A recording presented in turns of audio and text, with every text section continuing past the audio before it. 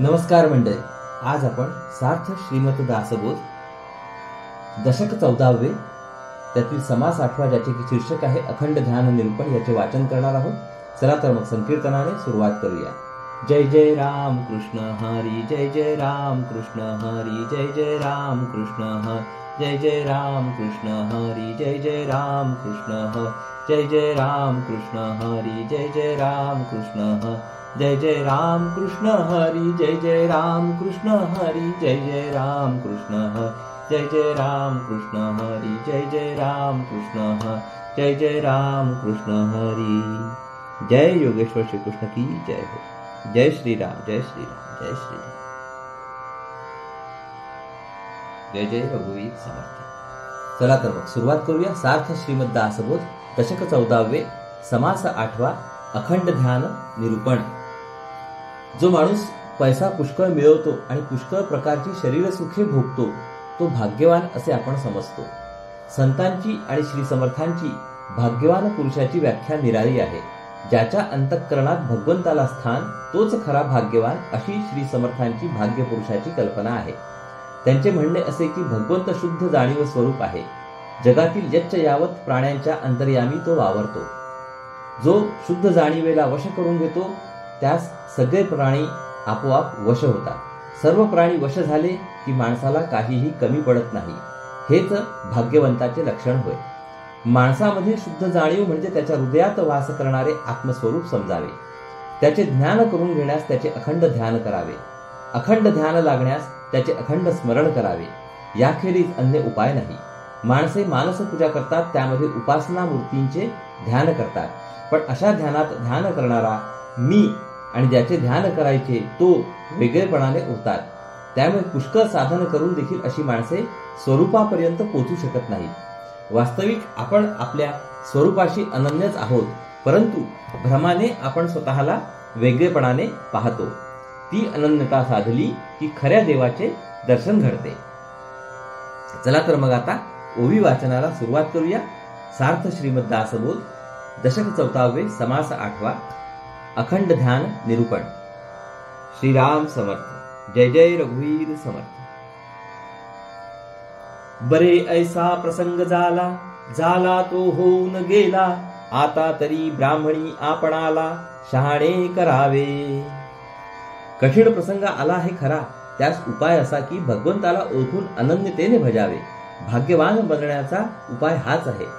बरे अशी अवस्था झाली खरी, पण झाले ते होऊन गेले, आता ब्राह्मणांनी स्वतःला शहाणे करावे। देव पूजावा विमळ हस्ती, तेणे भाग्य पाविजे समस्ती, मूर्ख अभक्त वेस्ती, दरिद्र भोगीजे। पवित्र हातांनी देवाची पूजा करावी, तसे केले तर सगळ्यांना भाग्य प्राप्ती होईल। जे अभक्त असतात ते अव्यवस्थित मूर्ख करंटेपण दारिद्र्य भोगतात। आधी देवास ओळखावे, मग अनन्य भावे भजावे, अखंड ध्यानची धरावे सर्वोत्तमाचे। प्रथम देवाला ओळखावे, मग अनन्यपणाने त्याची भक्ती करावी, त्या सर्वोत्तमाचे अगदी अखंड ध्यान धरावे। सर्वांमध्ये जो उत्तम तया नाम सर्वोत्तम, आत्मानात्म विवेक वर्म ठाई पडावे। सर्वांमध्ये जो उत्तम असतो त्याला सर्वोत्तम असे म्हणतात। तोच आत्मा असून बाकीचे सारे ते अनात्म होय। आत्मानात्म विवेकाचे हे रहस्य नीटपणे आकलन करून घ्यावे। आत्मा जाणीव रूप आहे। तो सर्व प्राण्यांच्या अंतर्यामी राहून जाणीवेने त्यांचे वर्तन घडवून आणतो। जाण जाणो देहरक्षी, आत्मा द्रष्टा अंतरसाक्षी, पदार्थ मात्रास परीक्षी जाणपणे। आत्मा द्रष्टा आहे, अंतरसाक्षी आहे, जाणीव रूपाने तो देहाचे रक्षण करतो। जाणीवेच्या साधनाने सर्व पदार्थांची परीक्षा तो करतो। तो सकळ देहामध्ये वर्ततो, इंद्रिये ग्राम चेष्टवितो, प्रचितीने प्रत्यये येतो प्राणी मात्री। तो सर्व शरीरात राहतो, इंद्रियांच्याकडून आपापली कामे करून घेतो। सर्व माणसांना अनुभवाने ही गोष्ट समजते। प्राणी मात्री जगदांतरे, म्हणून राखावी अंतरे, दाता भोक्ता परस्परे सकळ काही। एका प्राण्याचे अंतःकरण म्हणजे खरोखर सर्व जगाचे अंतःकरण होय। म्हणून सर्वांचे अंतःकरण सांभाळावे, ते दुखवू नये. मग दाता आणि भोगता, देणारा आणि घेऊन भोगणारा यांचा परस्पर प्रेम संबंध जुळतो आणि सर्व काही जुळून जाते. देव वर्ततो जगदांतरी, तोची आपुले अंतरी, त्रैलोकींचे प्राणीमात्री बरे पहा. जो जाणीवरूप देव सगळ्या जगात वावरतो, तोच आपल्या अंतःकरणात वास करतो. त्रैलोक्यातील साऱ्या प्राण्यात तोच जाणीवरूप देव राहतो, हे नीट पाहावे. मुळी पाहणार तो एकला, सकळा ठाई विभागला, देह प्रकृतीने झाला भिन्न भिन्न. मुळात पाहणारा किंवा द्रष्टा असा तो एकच आहे. तो सर्वात वाटलेला आहे. प्रत्येक प्राण्याच्या देह स्वभावामुळे तो वेगळा वाटतो. मित्रभासे देहाकारे, प्रस्तुत एकची अंतरे, बोलणे चालणे निर्धारे त्यासीच घडे. प्रत्येक प्राण्याच्या देहाच्या आकाराने तो वेगळा भासला, तरी देहाच्या पलीकडे अंतःकरणाच्या दृष्टीने तो एकच आहे. माणसाचे बोलणे चालणे वगैरे खात्रीने तोच करतो. आपुले पारिखे सकळ लोक, पक्षी स्वापद पश्चाधिक, किडा मुंगी देहधारक सकळ प्राणी. आपली असणारी आणि आपली नसणारी सर्व माणसे, पक्षी, श्वापदे, पशु, किडे मुंग्या वगैरे सगळे देहधारक प्राणी. खेचर भूचर वनचर, नाना प्रकारे जलचर, चत्वार खाणी विस्तार, किती म्हणून सांगावा. खेचर म्हणजे आकाशात फिरणारे, त्यात पिशाच्चे देखील आली. भूचर, वनचर, नाना प्रकारचे जलचर असे प्राण्यांचे 4 प्रकार आहेत. त्यांचा विस्तार सगळा सांगणे कठीण आहे. समस्त जाणीवेने वर्तती, रोकडी पहावी प्रचिती, त्याची आपुली संगती अखंड आहे. परंतु हे सगळे प्राणी जाणीवेने वागतात, असा आपला साक्षात अनुभव आहे. त्या जाणीवेची व आपली संगती अगदी अखंड असते. जगात सर्व प्राण्यांच्या अंतर्यामी व्यापून असणाऱ्या या जाणीवेला अनुकूल करून घ्यावे, मग सर्व प्राणी वश होतात. यासाठी आपण अंतर्निष्ठ होणे अवश्य असते. अंतर्निष्ठ होऊन त्याचे अखंड स्मरण केले की त्याचे अखंड ध्यान लागते, मग तो हाती लागतो. जगदांतरे ओळला झणी, किती एकवटील प्राणी, परिते ओळायाची करणी आपणापासी. जाणीवरूप असा जगाचा अंतरात्मा हा खरा जगाचा स्वामी आहे. तो प्रसन्न करून घ्यावा, म्हणजे मग खूप लोक आपल्या भोवती गोळा होतील. परंतु त्या स्वामीला प्रसन्न करून घेण्याची कला आपल्या वागण्यात आहे. एकच जाणीव सर्व प्राण्यांच्या अंतःकरणात वावरते. त्यामुळे ज्या पुरुषाला बहुजन समाज वश होतो, त्याच्यावर जगाचा स्वामी प्रसन्न झाला असे समजावे. तो कसा प्रसन्न करून घ्यावा ते आता सांगतात. हे आपणाकडेच येते, राजी राखीजे समजते, देहासी बरे करावे ते आत्मयास पावे. जगाचा स्वामी आपल्याला अनुकूल करून घ्यायचा असेल तर आपण सर्वांना खुश ठेवावे. माणसाच्या देहाला बरे केले की ते त्याच्या आत्म्यापर्यंत पोहोचते. दुर्जन प्राणी त्यातील देव, त्याचा लाताड स्वभाव, रागास आला जरी राव, तरी तंडो नये की. दुर्जन माणसाच्या अंतर्यामी देव असतोच, पण त्याचा स्वभाव लाथा झाडण्याचा असतो. समजा राजा रागवला तर आपण त्याच्याशी भांडत नाही, त्याचप्रमाणे दुर्जनाची बरोबरी करू नये. प्रसंगी सांडीच करणे, पुढे विवेके विवरणे, विवेक सज्जनची होणे सकळ लोकी. प्रसंगानुसार त्या माणसाला किंवा स्थानाला सोडून जाणे हितकारक असेल तर तसे करावे. नंतर विवेकाने आपले मन शांत करावे. अशा रीतीने विवेकाच्या साधनाने सगळ्या लोकांमध्ये सज्जनपणा प्राप्त करून घ्यावा. आत्मत्वी दिसतो भेद, हा अवधाची देह संबंध, एका जीवने नाना स्वाद औषधी भेदे.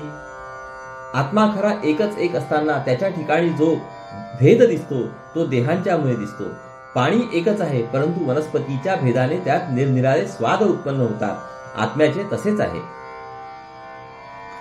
गरळ आणि अमृत झाले, परी आपण पण नाही गेले, साक्षत्वे आत्मयास पाहिले, पाहिजे तैसे. जहाल, विष आणि अमृत यांचे स्वाद आणि कार्य अगदी भिन्न असतात, परंतु त्यांच्यामधील पाणीपणा जसाच्या तसाच असतो.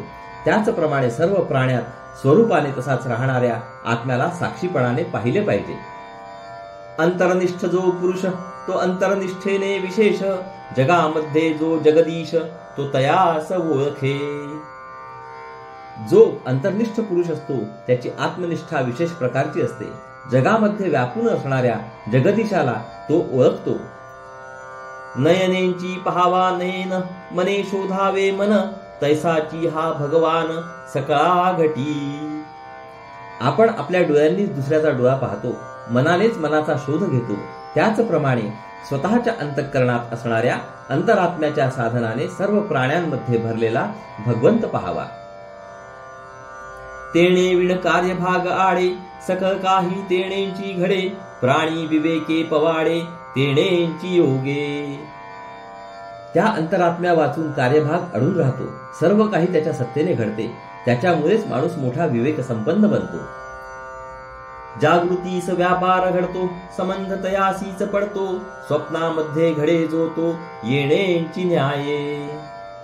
जागेपणी आपण जी हालचाल करतो तिचा त्या अंतरात्म्याशी संबंध आहे.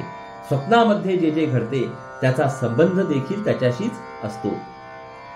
अखंड ध्यानाचे लक्षण, अखंड देवाचे स्मरण, याचे कळता विवरण, सहजची घडे. त्याचे अखंड ध्यान राखावे. पण अखंड ध्यानाचे लक्षण म्हणजे देवाचे अखंड स्मरण होय. ध्यान आणि स्मरण यांचा परस्पर संबंध लक्षात आला की अखंड स्मरण सहज घडते. हे वर्म काही पुष्कळांच्या ध्यानात येत नाही. ते अनात्म्याचे ध्यान करतात. त्यामध्ये एकाचे एक दिसते. देवाला स्थूल समजून त्याचे ध्यान केलेले उपयोगास येत नाही. उत्तम ध्यान कसे असते यास आपले मन साक्षी असते. सहज सांडून सायास, हाची कोणी एक दोष, आत्मा सांडून अनात्म्यास, ध्यानी धरिती. हे सहज होणारे ध्यान सोडून निष्कारण श्रम करणे हा एक प्रकारचा दोषच आहे. कारण लोक अंतरात्मा सोडून अनात्म्याचे ध्यान करण्याची धडपड करतात. परिते धरिताही धरेना, ध्यानी येती व्यक्ती नाना, उगेंची कष्टती मना, कासावी सकरुनी. पण प्रयत्न केला तरी ते ध्यान टिकत नाही. ध्यानामध्ये नाना व्यक्ती येतात. त्यामुळे मन कासावीस होते व जीवाला उगीच कष्ट होतात. मूर्ती ध्यान करिता सायासे, तेथे एकाचे एकची दिसे, भासो नये तेची भासे, विलक्षण. मोठ्या सायासांनी मूर्तींचे ध्यान करायला गेले तर तेथे एकाचे एक दिसते. जे खरोखर भासायला नको, मनासमोर यायला नको, तेच विलक्षणपणे भासते. ध्यान देवाचे करावे किंवा देवालयाचे करावे, हेची बरे विवरावे आपले ठाई. यासाठी आपण जे ध्यान करायचे ते देवाचे करायचे का देवालयाचे करायचे याचा आपण आपल्याशीच आधी नीट विचार करावा. देह देऊळ आत्मा देव, कोठे धरू पाहता भाव, देव ओळखून जीव तेथेंची लावावा. आत्मा देव असून देह त्याचे देवालय आहे. त्यापैकी आपली श्रद्धा कुठे असावी हे ठरवावे. देव ओळखून आपला जीव त्याच्यापाशीच गुंतवावा. अंतरनिष्ठा ध्यान ऐसे, दंडक ध्यान अनारिसे, प्रत्यये विण सकळपिसे, अनुमान ध्यान. अंतरनिष्ठेवर आधारलेले ध्यान हे असे असते. दंडक ध्यान म्हणजे परंपरेने चालत आलेले जे ध्यान असते ते याहून निराळे. ज्या ध्यानात अंतरात्म्याचा साक्षात अनुभव येत नाही अशी अनुमानावर आधारलेली ध्याने म्हणजे सारा वेडेपणा होय. अनुमाने अनुमान वाढे, ध्यान धरिता सवेची मोडे, उगेची कष्टती बापुडे, स्थूल ध्याने. कल्पनेने कल्पना वाढतच जाते आणि त्याबरोबरच जे ध्यान धरलेले असते ते मोडते. स्थूलाचे ध्यान करण्यात सामान्य लोक बिचारे विनाकारण कष्ट करतात. देवास देहधारी कल्पिती, तेथे नाना विकल्प उठती, भोगणे त्यागणे विपत्ती, देहयोगे. अशा ध्यानामध्ये देवाला देहधारी मानावे लागते. मग त्या ठिकाणी नाना तऱ्हेचे विकल्प निर्माण होतात. देहाशी संबंध आला की भोग भोगणे, भोग त्यागणे, संपत्ती व विपत्ती या सर्व गोष्टी येतात. ऐसे मनी आठवते, विचारिता भलतेची होते, दिसो नये ते दिसते, नाना स्वप्नी. या गोष्टी मनात येऊ लागल्या म्हणजे त्यांच्यावर विचार चालतो. विचार चालू झाला म्हणजे मग काहीतरी होते. स्वप्नात असल्याप्रमाणे जे दिसू नये ते दिसू लागते. ध्यान बाजूलाच राहते. दिसते ते सांगता नये, बरे भावार्थ दरिता नये, साधक कासा वीस होये अंतरयामी. ध्यान करताना जे दिसते ते सांगता येत नाही. बरे जे दिसते त्यावर बळजबरीने श्रद्धा ठेवता येत नाही आणि मग साधक मनात कासावीस होतो. सांगोपांग घडे ध्यान, त्यास साक्ष आपुले मन, मनामध्ये विकल्प दर्शन होऊच नये. सांगोपांग म्हणजे सर्व दृष्टीने बरोबर ध्यान झाले की नाही याची साक्ष आपले स्वतःचे मनच देते. ध्यान धरताना मनात एकही विकल्प न येणे हे सांगोपांग ध्यानाचे लक्षण आहे. ध्यानामध्ये साधकाचे मन एके ठिकाणी गोळा झाले पाहिजे. अर्धवट मनाने मोडके ध्यान होते, ते कामास येत नाही. ज्याला ध्यान साधले तो वरच्या पायरीवर चढलाच पाहिजे. ध्याता आणि ध्येय वस्तू या दोन्ही अनन्य होणे, एकरूप व समरस होणे यात ध्यानाचे मर्म साठवले आहे. हे मर्म विरून परंपरागत ध्यानाच्या नादी लागणाऱ्यांच्या पदरात काही पडत नाही. म्हणून माणसाने बुद्धी वापरून समजून या गोष्टी कराव्या. फुटक मन एक वटिले, तेणे तुटक ध्यान केले, तेथे कोण सार्थक झाले पहाना का. सगळीकडे गुंतलेले आपले मन एखाद्याने गोळा करून ध्यान करण्याचा प्रयत्न केला तर मोडके ध्यान लागेल, त्याने सार्थक होणार नाही याचा तुम्ही विचार करा.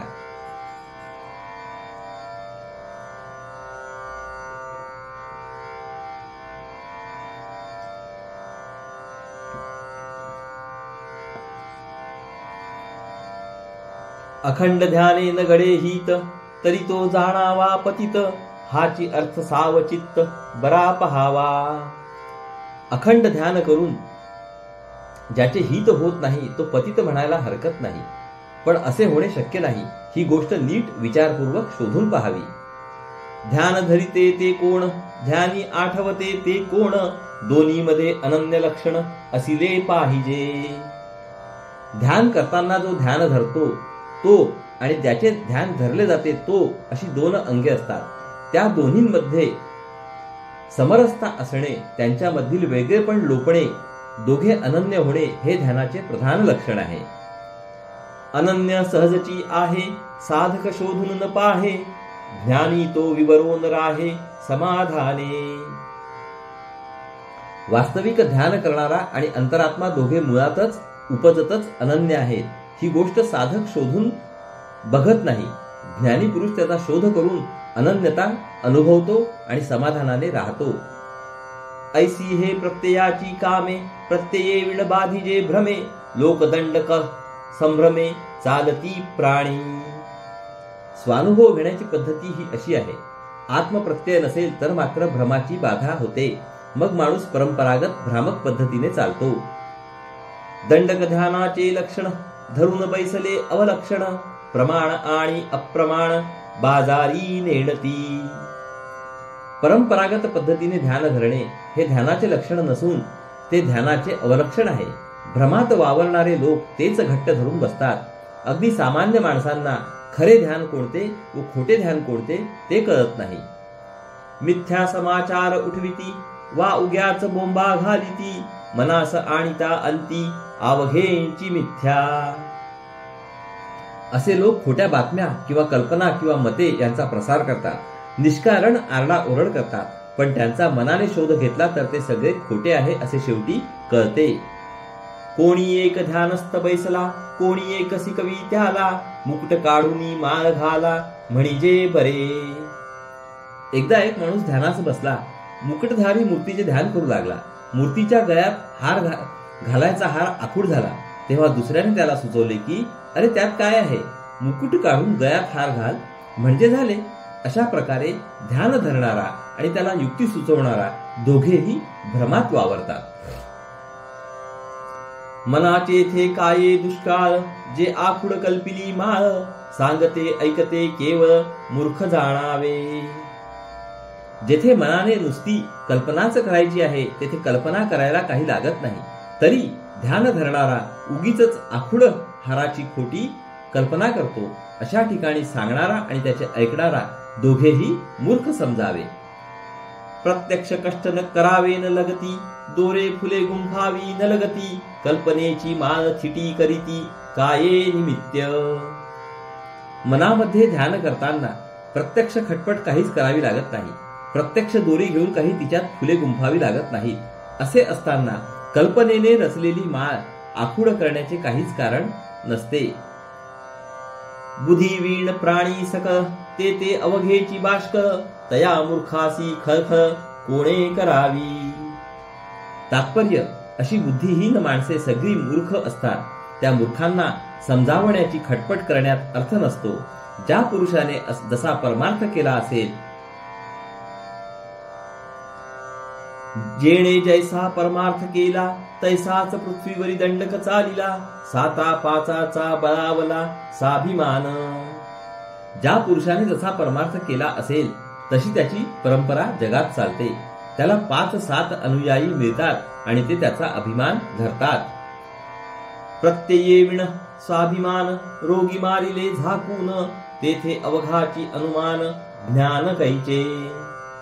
आपल्या साधनाचा प्रत्यक्ष अनुभव येत नसून देखील त्याचा अभिमान धरणे योग्य नाही. औषधाचा गुण येत नसताना रोग्यास झाकून ठेवून मारण्यासारखा हा प्रकार आहे. अशा ठिकाणी सगळा कल्पनेचा गोंधळ असतो, ज्ञान असत नाही. सर्वसाभिमान सांडावा प्रत्यये विवेक मांडावा. माया पूर्व पक्ष खंडावा विवेक बळे. म्हणून खऱ्या साधकाने सर्व संप्रदायांचा अभिमान सोडावा. अनुभव घेऊन मग विवेक मांडावा आणि त्या विवेकाच्या बळावर मायेचा पूर्वपक्ष खंडून टाकावा. मायेचा निराश करून परब्रह्माला स्पर्श करावा. इति श्रीदासबोधे गुरुशिष्य संवादे अखंड ध्यान निरूपण नाम समास 8वा. तर श्रोते हो, अशा प्रकारे आपले या ठिकाणी दशक 14व्या मधील समास 8व्याचे वाचन पूर्ण झाले आहे. हरि ओम तत्सत. हरि ओम तत्सत. हरि ओम तत्सत. हरे कृष्ण कृष्ण कृष्ण हरे हरे. हरे राम राम राम हरे हरे. हरे कृष्ण कृष्ण कृष्ण हरे हरे. हरे राम राम राम हरे हरे. हरे कृष्ण कृष्ण कृष्ण हरे हरे. हरे राम राम राम हरे हरे. हरे कृष्ण कृष्ण कृष्ण हरे हरे. हरे राम राम राम हरे हरे. हरे कृष्ण कृष्ण कृष्ण हरे हरे. हरे राम राम राम हरे हरे. हरे कृष्ण कृष्ण कृष्ण हरे हरे. हरे राम राम राम हरे हरे. हरे कृष्ण कृष्ण कृष्ण हरे हरे. हरे राम राम राम हरे हरे. हरे कृष्ण कृष्ण कृष्ण हरे हरे. हरे राम राम राम हरे हरे. हरे कृष्ण कृष्ण कृष्ण हरे हरे. हरे राम राम हरे हरे. जय योगेश्वर श्री कृष्ण की जय हो. जय श्रीराम जय श्रीराम जय श्रीराम. जय जय रघुवीर समर्थ. चला तर मंडळी, पुढील भागात परत भेटूया. नमस्कार. हरिओम हरिओम.